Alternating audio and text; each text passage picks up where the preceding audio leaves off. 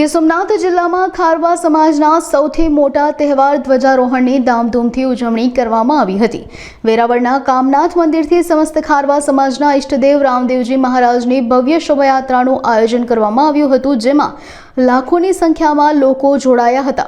શોભાયાત્રાનું ઠેર ઠેર વિવિધ સમાજના અગ્રણીઓ, રાજકીય નેતાઓ અને વેપારીઓ દ્વારા સ્વાગત કરવામાં આવ્યું હતું।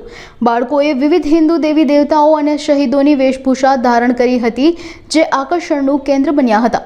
સમાજના પટેલ જીતુભાઈ કુહાડાના હસ્તે 52 ગજની ધ્વજારોહણ કરવામાં આવી હતી। ખાસ વાત એ છે કે રામદેવજી મંદિર તરફ જતો પુલ અધૂરો હોવા છતાં બોટ એસોસિએશનના પ્રમુખ ગોપાલ ફોફંડી અને તેમની ટીમના અથાગ પ્રયાસોથી તાત્કાલિક એક નવો રસ્તો તૈયાર કરવામાં આવ્યો, જેના કારણે હજારો ભક્તો સરળતાથી મંદિરે પહોંચી શક્યા હતા। નામ જીતુભાઈ મોહનભાઈ કુહાડા છે, હું વેરાવળ સમાજના ખાડા સમાજ પટેલ છું।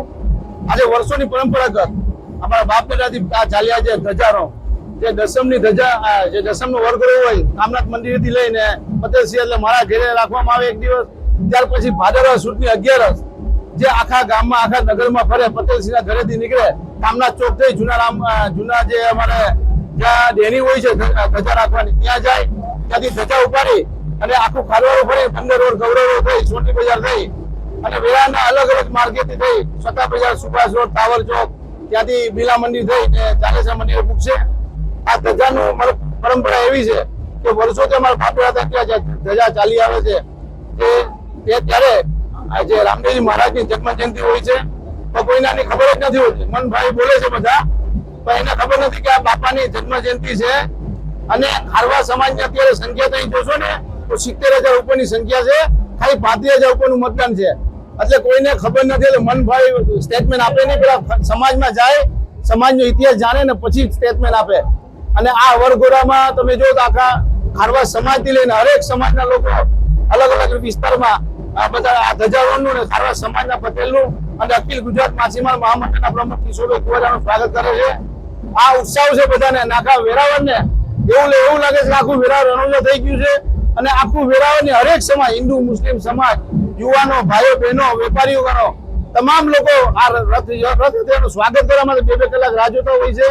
તે જ પ્રમાણે આજે પોલીસ સ્ટાફ પણ ફર્સ્ટ ક્લાસ, અમને સુંદર આયોજન પોલીસ સ્ટાફનું પણ હોય છે અને અમને ક્યારેય તકલીફ નથી પડતી। આટલા તહેવારો ગયા પણ પોલીસને પણ સાથ સહકાર મળતો રહી છે અને પત્રકાર મીડિયાનો ખૂબ જ સરસ અમને સાથ સહકાર મળે છે કે નાનામાં નાના અમારા સમાચાર હોય જાહેરાતના તો પ્રજા સુધી પહોંચાડે છે ને આ જ સમાચારના લીધે આજે માનવ મેળા અમારા ધજામાં જોડાય છે।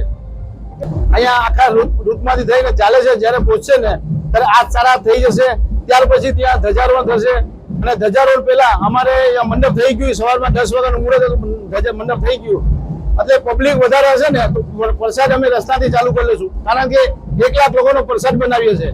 હવે એ પ્રસાદ બગડે નહીં અને અમુક લોકો પ્રસાદ લીધા વગર ન જાય, એટલે પ્રસાદ અમે વહેલો ચાલુ કરીએ તો પ્રસાદ બધો બધાના ભક્તોના ઘરે જાય અને ધજારોહણ થયા પછી મહાઆરતી થશે, ત્યાર પછી આખી ખારવા સમાજ છૂટી પડશે। સોમનાથ, મારું નામ કિશોર મોહનભાઈ કુહાડા, હું અખિલ ગુજરાત માછીમાર મહામંડળનો પ્રમુખ છું અને આજે આ 11ની ધજા રામાપીરની છે।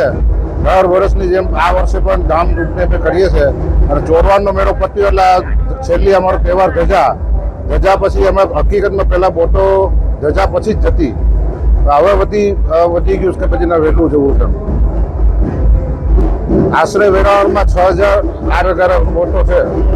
હવે આજથી ધજાગરો પતી જાય ને કાલથી બધી કામને લાગીને બોટો જશે બેસિકમાં।